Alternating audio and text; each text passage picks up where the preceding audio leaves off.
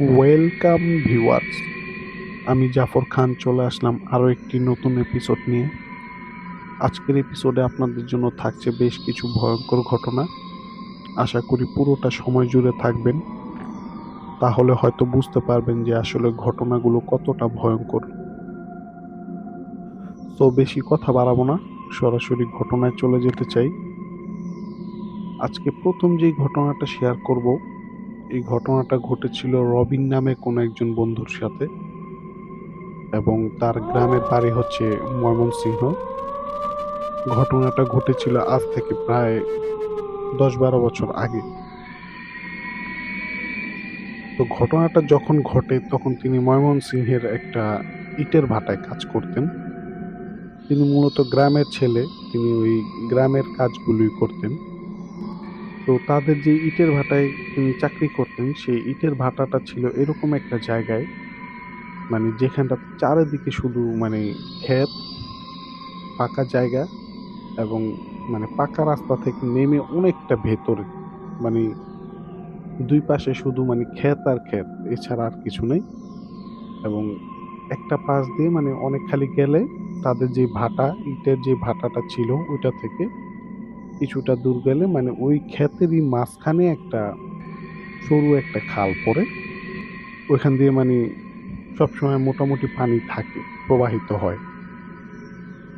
এছাড়া মানে কোনো ধরনের বাড়ি ঘর নাই।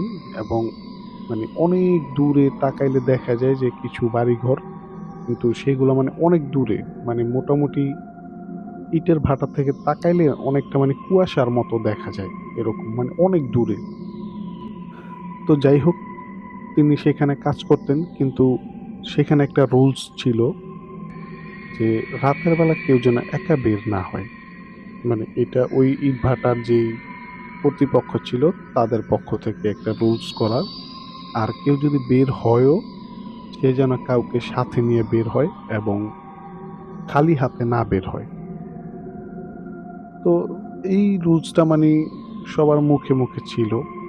আর বলা হইতো যে এটা আসলে মানে শিয়াল টেয়াল থাকে, যেহেতু এরকম একটা ক্ষেতের মাঝখানে ইটের ভাটাটা। আর আপনারা হয়তো জেনে থাকবেন যে ইটের ভাটাগুলা মানে এরকমই হয়, যে অনেকটা ফাঁকা জায়গার মাঝখানে বা এরকম ক্ষেতের মাঝখানে বা বিলের আশেপাশে এরকম জায়গায় হয়। কিন্তু এই রুলসটা সেই রবিন ভাই সে কিন্তু এটা মানতেন না। কারণ রাতের বেলা যেহেতু বের হতে হয়, মানে প্রকৃতির ডাকে, তো এটা 2-3 মিনিটের কাজ, এই জন্য তিনি আর মানে অন্য কাউকে ডিস্টার্ব করতেন না। তিনি একাই বের হইতেন বা অনেক সময় স্মোক করার জন্যও বের হইতেন। তো তিনি তার কাজ শেষ করে আবার তিনি মানে তার যেই ছাউনি থাকে, যে আপনারা অনেকে জেনে থাকবেন যে ইটের ভাটায় কিন্তু যারা কাজ করে তাদের থাকার জন্য কিন্তু ছোট ছাউনির মতো থাকে, তিনি সেখানে ফিরে আসতেন। তো যেদিন মূলত ঘটনাটা ঘটে, ওইদিন মানে হঠাৎ তিনি মাঝরাতে এরকম একটা শব্দ পাচ্ছিলেন, যেমন মনে হইতাছে কোনো কুকুর বা শেয়াল এরা যদি কোনো জায়গায় মানে আটকে যায় বা ফেঁসে যায়, এরকম মানে একটা আর্তনাদ, করুণ একটা আর্তনাদ, যে শব্দ, যে সে অনেকটা ব্যথা পাইছে বা সে অনেকটা বিপদে আছে, এরকম সময় কুকুরগুলা যে ধরনের শব্দ করে বা শেয়ালগুলা, ঠিক সেরকম একটা শব্দে তার ঘুমটা ভাঙে। তিনি শব্দটা যখন পাইতেছিলেন, মানে শুয়ে শুয়ে অনেকক্ষণ শব্দটা তিনি শুনছেন। তো শোনার পরে তিনি ভাবতেছেন যে আসলে শব্দটা কোত্থেকে আসতেছে। তো এটার উৎস বের করার জন্য সে মানে ঘর থেকে বের হয় একটা টর্চ লাইট আর একটা লাঠি হাতে নিয়ে। তিনি ভাবলেন হইতে পারে শেয়াল বা এরকম কিছুই হইতে পারে। তবে তার কেন যেন মানে মনে হইতেছিল যে একটু দেখি যে বিষয়টা কি, যেহেতু শব্দটা তিনি অনেকক্ষণ ধরে পাইতেছিলেন। আর শব্দটা আসতেছিল তাদের যে ছাউনি ছিল তার পেছন থেকে। তখন তিনি ঘর থেকে বের হন, হাঁটতে হাঁটতে তাদের সেই ঘরের পেছনে যেয়ে দাঁড়ান। তো তিনি একটা জিনিস লক্ষ্য করেন যে তখন মানে চাঁদনি রাত ছিল, জোছনা, মানে মোটামুটি দিনের মতোই দেখা যাচ্ছে এরকম। তো তিনি যখন বের হয়ে সেই মানে পেছনটাতে যান, সেখানে দেখতে পান যে একটা মানে মানুষ আকৃতি, তবে মানুষের চাইতে অনেকটা বড়, মানে কিছু একটাকে মানে চেপে ধরে আছে ক্ষেতের মাঝখানে। মানে তাদের ঘরের পিছনে যেই ক্ষেত, এরকম ২টা ক্ষেতের পরেই হবে এরকম একটা জায়গায় সেই মানে মানুষ আকৃতির একটা অবয়ব, তবে মানুষের চাইতেও অনেক বড়। মানে দেখে বোঝা যাচ্ছে যে এটা মানুষের মতো দেখতে, কিন্তু যেই দেহটা, মানে এই দেহটা মানে এত বড় হওয়ার কথা না। আর ঠিক সেইখান থেকে মানে সেই শেয়ালের একটা মানে কোঁকড়ানো বা করুণ একটা শব্দ বের হয়ে আসতেছে, মানে শব্দটা আসতেছে বেশি। তখন তিনি মানে এটা দেখে তিনি, এই কে, কে ওখানে, এরকম বলে সে সেখানে চিৎকার করে। তো তার মানে শব্দ শুনে তাদের রুমের যারা ছিল তারাও মানে সবাই মানে হকচকিয়ে সবাই দৌড়ে উঠে আসে। আর ওইদিকে মানে ওই যে অবয়বটা ছিল, সেই অবয়বটা মানে সে বসা থেকে উঠে মানে দ্রুত মানে সামনের দিকে যাইতাছে, এবং সে তখন ওইখানে লাইট মারেন। দিনের মতো দেখা যাচ্ছে কিন্তু তারপর তিনি লাইট মারেন। তো মানে তিনি দেখতে পান যে ওই জিনিসটা মানে ভেসে ভেসে মানে চলে গেল। চল মানে যাইতে যেতে সেই যে খালটা ছিল সেই খালের ওইখানে গিয়ে সে আস্তে আস্তে অদৃশ্য হয়ে গেল। তো পরবর্তীতে তার রুমের সবাই আসে, যে কি হয়েছে জিজ্ঞেস করে। তখন সে তাদেরকে বিষয়টা বলে যে আমি এরকম কিছু একটা দেখলাম। তখন তাদের মধ্যে অনেকে বিশ্বাস করলো, অনেকে করলো না। অনেকে আবার বলল যে হইতে পারে এটা তোমার মনের ভুল। আবার অনেকে বলে যে হইতেও পারে, যেহেতু জায়গাটা ভয়ঙ্কর বা ক্ষেতের মাঝখানে। তখন সে তাদেরকে নিয়ে ওই অবয়বটা ঠিক যেখানটাতে বসা ছিল ঠিক ওই দিকটাতে যায়। সেখানে যেয়ে তারা দেখতে পায় যে একটা শেয়াল, মানে ওই শেয়ালটাকেই মানে তারা বুঝতে পারলেন যে ওই শেয়ালটাকে চেপে ধরে মানে ওই যে অবয়বটা ছিল সে আর কি খাচ্ছিল।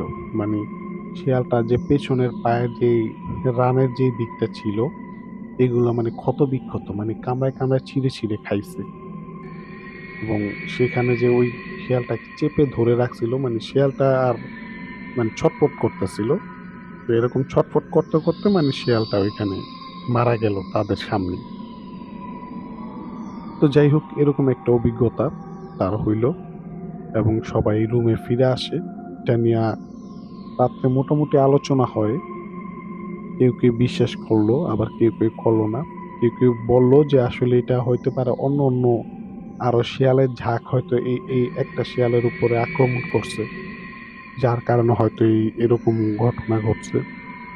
অনেকে বলল এটা তোমার হইতে পারে মনের ভুল, তুমি ঘুম থেকে উঠা বাইরে গেছো, যার কারণে হইতেই পারে। তো যাই হোক, সবাই শুয়ে পড়লো এবং ঘুমাই গেল। কিন্তু সেই রবিন ভাই তার কিন্তু ঘুম আসতেছিল না, কারণ তিনি কিন্তু পুরা বিষয়টা দেখছেন শুরু থেকে। কিন্তু তার রুমের অন্য যারা তারা কিন্তু পুরা দৃশ্যটা দেখে নাই, যার কারণে তাদের মাথার মধ্যে জিনিসটা ওরকম ভাবে কাজ করতেছে না, যার কারণে সবাই ঘুমিয়ে গেছে। তো যাই হোক, পরের দিন সকালে তিনি ওঠেন। উঠে তখন তিনি, তার যে আরো ২ জন রুমমেট ছিল তারা মানে মোটামুটি বিষয়টা বিশ্বাস করছে। তখন তারা মানে হাঁটতে হাঁটতে সেই মানে ওই খাল পাড়ে যায়, এবং খাল পাড়ে যেয়ে মানে দেখবেন যে আসলে সেখানে কি লুকানোর মতো কোনো জায়গা আছে নাকি, যে ওই জিনিসটা কি লুকায় গেছে বা এরকম কিছু। তখন সে সেইখানে যায় আরো ২ জন সহকারীকে নিয়ে। কিন্তু সেখানে তারা দেখতে পান যে মানে খাল ছিল, অল্প পানি, কিন্তু কোনো লুকানোর মতো জায়গা নাই। তো তাদের যেই ২ জন বিশ্বাস করছিল তার মধ্যে থেকে একজন বলে যে আসলে এই জায়গাটাতে মানে সে একবার আসছিল। মানে একবার বলতে প্রায় সময় তারা যখন কাজ শেষ করে তখন তারা এরকম হাঁটাহাঁটি করে। আবার অনেকে হাঁটতে হাঁটতে সেই পাকা রাস্তা দিয়ে সেই বাজারের দিকে যায়, ওইখানে গিয়ে তারা চা, সিগারেট এগুলা খায়। তো তখন সেও এরকম হাঁটতে হাঁটতে একদিন নাকি এই খাল পাড় আসছিল। তখন সে নাকি দেখতে পাইছে যে একটা এরকম মানে শিয়াল ছিল, যে কিনা সেই খালের মানে পাড়ে পানিতে নাম পানি থেকে একটু উপরে কিন্তু খালের পাড়েই দেখতে পাইছে যে একটা শিয়াল এরকম মানে ক্ষত বিক্ষত অবস্থায় মানে মরে পড়ে আছে। তখন মানে তিনি ওই ঘটনাটা বলেন যে ওই জিনিসটা মানে তার বলা ঘটনার সাথে কেমন যেন মিলে যায়। তখন তারা ভাবলেন যে হইতে পারে এখানে এমন কিছু একটা জিনিস আছে যেটা মানে মাংস খায়। ওটা পিচাস হইতে পারে বা অন্য কিছু হইতে পারে। যে জিনিসটা মানে মাংস খায়। তো পরবর্তীতে তারা আবার আসে, রুমে এসে সবার সাথে মানে বিষয়টা বলে যে জিনিসটা হয়তো মানে মাংস খেকো। তো আজকে একটা এরকম ঘটনা শিয়ালের সাথে ঘটছে। কালকে যে আমাদের সাথে ঘটবে না এর কোনো গ্যারান্টি আছে? মানে তারা এই বিষয়টা নিয়ে মানে আলোচনা করতে থাকে। যেহেতু তারা অনেক সময় মানে ঘর থেকে রাতে বের হয়, একা বের হয়। আর এরকম একটা মানে ভয়ংকর একটা ঘটনা তারা মানে নিজ চোখে দেখছেন বা শুনছেন। এর মধ্যে তারা মানে কিভাবে থাকবেন? তো এই বিষয়টা নিয়ে সবাই আলোচনা করে যে আসলে এর থেকে কিভাবে মানে সরে যাওয়া যায়। তো পরবর্তীতে কিছুদিন পরে তারা মানে ওই জায়গার চাকরিটা ছেড়ে দেয়। মূলত তাদের একটা বাহানা দরকার ছিল। ঠিক তার কিছুদিন পরেই মানে ওই জায়গাটাতে একটা মানে পেমেন্ট নিয়ে কোনো একটা ঝামেলা হয়। পরবর্তীতে তারা সবাই সেখান থেকে মানে কাজ ছেড়ে চলে আসেন। তো ভিউয়ার্স এই ছিল তার ঘটনা এবং পরবর্তী যেই ঘটনাটা এটা একটা রেকর্ড করে পাঠানো একটা ঘটনা। এটা একটা আপুর ঘটনা। তিনি যখন মানে লন্ডনে থাকতেন তখন তার সাথে এবং তার হাসব্যান্ডের সাথে একটা হোটেলে ঘটনাটা ঘটে। তো ভিউয়ার্স আশা করি পুরো ঘটনাটা শুনবেন। তো আজকে আমি যে গল্পটা দিয়ে শুরু করব সেটা আমার নিজের জীবনের একটা অভিজ্ঞতা। এটা একটা ভৌতিক কিনা জানি না, ভৌতিক হতে পারে, আধো ভৌতিক হতে পারে, কিন্তু এটা আমার নিজের জীবনের সঙ্গে ঘটেছিল। আমার তখন নতুন বিয়ে হয়েছে। তো আমার হাজব্যান্ড চাকরির সূত্রে তখন ইংল্যান্ডে পোস্টেড। তো লন্ডনে থাকি আমরা। তো আমরা দুজনেই তখন মানে লন্ডনে আছি। তো লন্ডন থেকে স্কটল্যান্ডের দূরত্ব হচ্ছে বেশি দূরে না। তো ওখানে আসলে উইকেন্ডে আমরা কোনো না কোনো জায়গাতেই যেতাম। তো একবার ঠিক করলাম যে আমরা স্কটল্যান্ড বেড়াতে যাব। তো বেশ, তো স্কটল্যান্ড বেড়াতে যাব যখন, তো মনের মধ্যে ভীষণ আনন্দ হচ্ছে যে স্কটল্যান্ডে যাব। আর স্কটল্যান্ডে সম্বন্ধে প্রচুর গল্প আমরা শুনেছি, মানে আমি শুনেছি। আর কথিত আছে যে স্কটল্যান্ড নাকি মানে ভূতের শহর হিসাবে একদম বিখ্যাত। মানে স্কটল্যান্ডে প্রচুর ভূতের দেখা পাওয়া যায়। তো আমরা যাব হচ্ছে শনি আর রবিবার, মানে উইকেন্ডটা আমরা স্কটল্যান্ডের জন্য আমরা ঠিক করেছি যে স্কটল্যান্ডে থাকবো দুদিন। তো আমরা বেরোবো হচ্ছে শুক্রবার রাত্রে। আর শুক্রবার রাত্রে বেরিয়ে আমি স্কটল্যান্ড মানে এডিনবার্গ, ঠিক আছে, এডিনবার্গ হচ্ছে স্কটল্যান্ডের রাজধানী। তো আমি এডিনবার্গেই আমরা থাকবো গিয়ে। এবার এডিনবার্গে থেকে আমরা পুরো স্কটল্যান্ড ট্যুরটা করবো, কিন্তু আমরা থাকবো হচ্ছে এডিনবার্গে। যে এডিনবার্গ যে ক্যাসেলটা আছে, সেই ক্যাসেলের পাশেই আমাদের হোটেলটা ঠিক করা হয়েছে। হোটেলের নামটা আমি বলছি না এখানে। তো আমরা শুক্রবার রাতে স্কটল্যান্ডের জন্য ইংল্যান্ডের ন্যাশনাল এক্সপ্রেসওয়ে বাসটা আমরা ধরেছিলাম। তো বাসে করে হোল নাইট জার্নি, আর ভোরবেলা স্কটল্যান্ডে এডিনবার্গে নামাবে আপনাকে। তো সেই অভ্যর্থনা জানি আমাদের তখন মানে স্কটল্যান্ডে আমরা নামলাম। নেমে ওখান থেকে ওয়াকিং ডিস্টেন্সে আমাদের হোটেলটা ছিল, মনে হয় ওই 7-8 মিনিট হাঁটতে হবে ওখান থেকে। হেঁটে তারপর আমরা হোটেলের ভেতর পৌঁছালাম। এবার হোটেলে পৌঁছেছি যখন, তখন আমাদের মানে ওখানে আমাদের এখানে যেমন মানে 12টার পরে চেকিং হয়, বেশিরভাগ হোটেলে কিন্তু 12টার সময় চেকিং হয়। আর কিন্তু ওখানে ওরকম না। ওখানে তোমার চেকিং টাইম আমার মনে হচ্ছে, যেহেতু 5:30টায় পৌঁছেছি, ওই মানে 6টা, 6:30 বা 7টা এরকম কিছু একটা হবে। এখন আমার অত মনে নেই। যাই হোক, তো সেখানে গিয়ে আমরা সেই হোটেলের যে ঘরটা দিয়েছিল, আমাদের রুমটা ছিল একদম কোণার দিকে। আর হোটেলটা বেশ বড় ছিল, আমার মনে হয় ওটা ছিল ফোর্থ ফ্লোর বা 5th ফ্লোর কিছু একটা। তো সেইখানে আর কি ওই তোমার একদম কোণের দিকের ঘরটা হচ্ছে আমাদের দিয়েছিল। আর কোণের দিকে যে ঘরটা ছিল সেই ঘরের এই পাশে মানে ডান ধরো ঘরটার এন্ট্রেন্সটা যদি এই দিক দিয়ে হয়, তো ঘরের এন্ট্রেন্সটা এই দিক দিয়ে হচ্ছে, আর ঠিক অপোজিট সাইডে একটা জানলা ছিল আমাদের, ছোট্ট একটা জানলা। আর ওখানে তো খুব ঠান্ডা, তো জানলা খোলার হয়তো প্রয়োজন। আর আমরা যখন গেছিলাম তখন গরমকাল, সামার টাইম ছিল, তাই জানলাগুলো অল্প একটু খুলে রেখেছিলাম। এরকম বড় একটা ঝাড় ছিল ঘরের ওপরে, আর এরকম বেডটা ছিল বিছানা, আর বিছানার দুই পাশে দুটো নাইট ল্যাম্প ছিল, একটা টেবিল ল্যাম্প ছিল। এইটাই ছিল, আমার মনে আছে। তো এই ঘরটাকে ঘিরেই কিন্তু আমার আজকের গল্প। আর অভিজ্ঞতা যেটা ঘটেছিল এই ঘরের মধ্যেই ঘটেছিল। তো ঠিক আছে, সেদিন রাত্রিবেলা সেদিন তারপরে আমরা হোটেলে আর কি পৌঁছে হাত মুখ ধুয়ে ব্রেকফাস্ট করে তারপর আমরা বেরিয়ে পড়লাম স্কটল্যান্ড শহরটা দেখবো বলে। সে স্কটল্যান্ডের ট্যুর হলো। ওখানকার যে স্কটল্যান্ডের আবার সুন্দর সুন্দর বাস আছে, তোমার সেই বাসে বসে পুরো সিটি ট্যুর করায়, সেই সিটি ট্যুর করলাম আর কি। শনিবার দিন সিটি ট্যুর করলাম। সিটি ট্যুর করে তারপরে তোমার ওখানেই আমরা লাঞ্চ টাঞ্চ করে নিয়েছিলাম, মনে হয় কেএফসি কিংবা কেএফসিতেই মনে হয় খেয়েছিলাম। কেএফসিতে খেয়ে তারপর আরও খানিকক্ষণ এদিক ওদিক করে টরে তারপর আমরা হোটেলে ফিরলাম। খুব টায়ার্ড, তার আগের দিন সারা রাত বাস জার্নি করে এসেছি।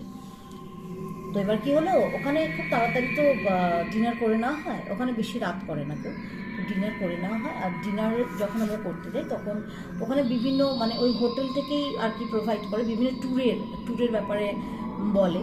যেমন ওখানে একটা বিখ্যাত ট্যুর হচ্ছে ঘোস্ট ট্যুর, মানে রাত্রিবেলা বিভিন্ন ক্যাসেলের, ওখানে শুধু এডিনবার্গটা একটা বিশাল বড় ক্যাসেল এবং নামকরা ক্যাসেল, বিখ্যাত ক্যাসেল, তাছাড়াও অনেক ছোট ছোট ক্যাসেল আছে স্কটল্যান্ডে। সেখানে ঘোস্ট ট্যুর করানো হয় রাত্রিরে। এবং ঘোস্ট ট্যুর যখন করায় ওখানে মানে একটা টিমকে নিয়ে যায় আর একজন গাইড থাকে, সেই গাইডই হচ্ছে ঘোস্ট ট্যুর করাবে। তো সেই ঘোস্ট ট্যুরটার জন্য কিন্তু আমি রাজি হইনি। তো কিন্তু আমরা এডিনবার্গ ক্যাসেলে গিয়েও একটা ঘোস্ট ট্যুর হয়, সেইটাতে আমরা গেছিলাম এবং সেই অভিজ্ঞতা আমি শেয়ার করবো, কি ভয়ঙ্কর অভিজ্ঞতা। তো তো ওই ঘোস্ট ট্যুরটা আমি যাইনি আমরা, যেটা মানে ওই শনিবার দিন রাত্রেই হবার কথা ছিল। সেখানে অনেক টিম আমাদের সঙ্গে যারা হোটেলে ছিল তারা অনেকেই সেখানে পার্টিসিপেট করেছিল, গেছিলো। এবং সেটার হচ্ছে রাত্রিবেলা বিভিন্ন ক্যাসেলে আপনাকে নিয়ে যাবে আপনাদের, এবং গিয়ে সেখানে মানে সেই ভয়ঙ্কর আর কি, সেই অন্ধকারের মধ্যে ঢুকতে হবে, সেই বিভৎস একদম ভয়ের। তো সেই জন্য আমি ভয় পাই বলে আমি ওটা ক্যান্সেল করে দিয়েছি। তো যাই হোক, এবার যে রাত্রিবেলা আসল ঘটনাটা ঘটেছিল রাত্রি, মানে আজকেই শনিবার রাত্রিবেলা, সানডে রাতে।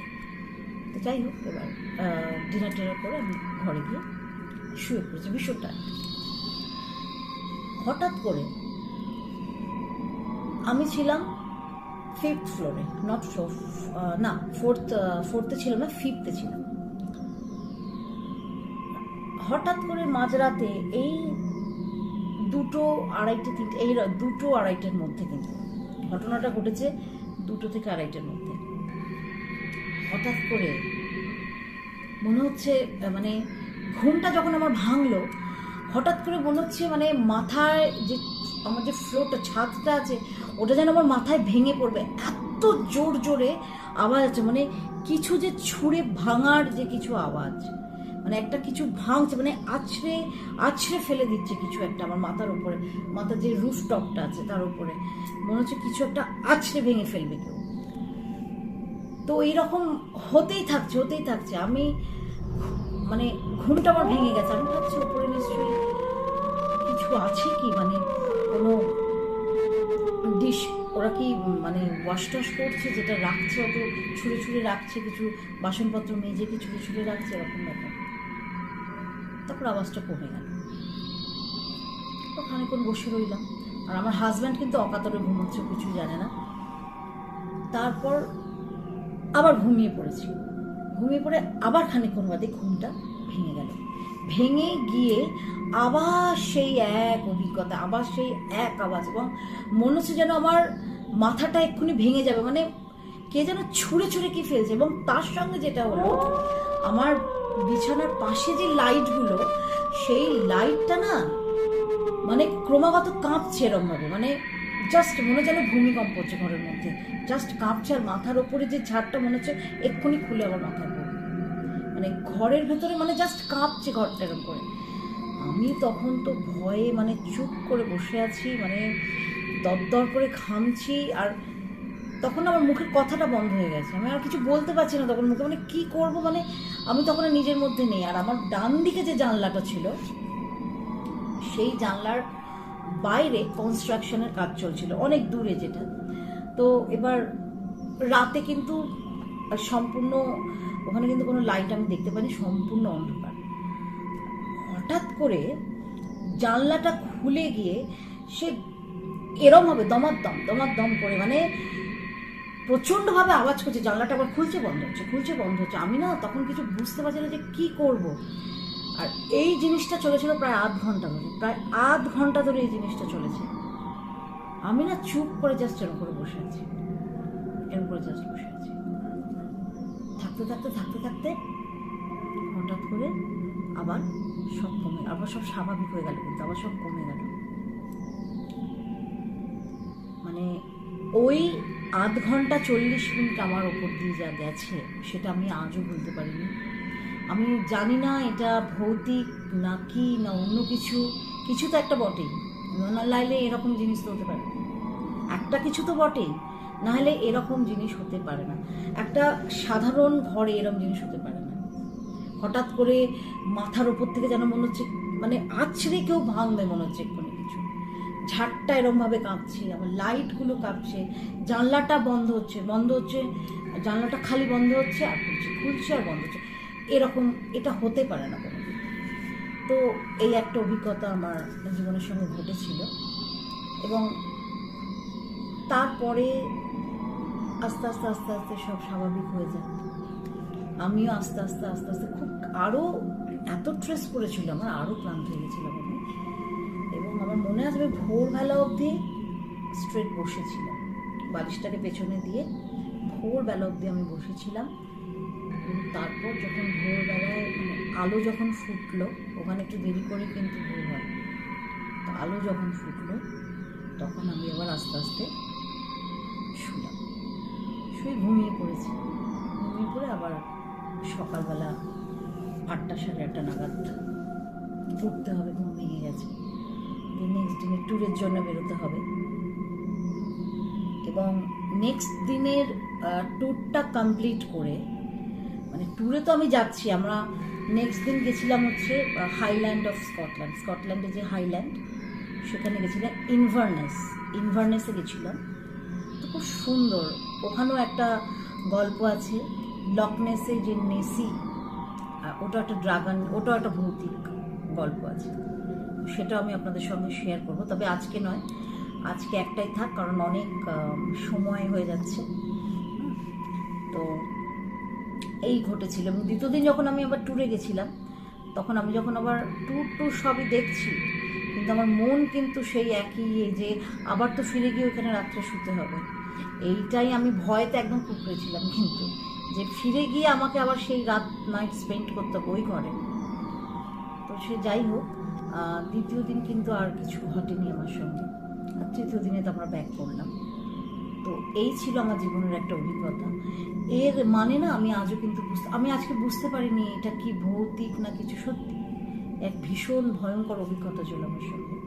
সো ভিউয়ার্স, এই ছিল আজকের ঘটনা।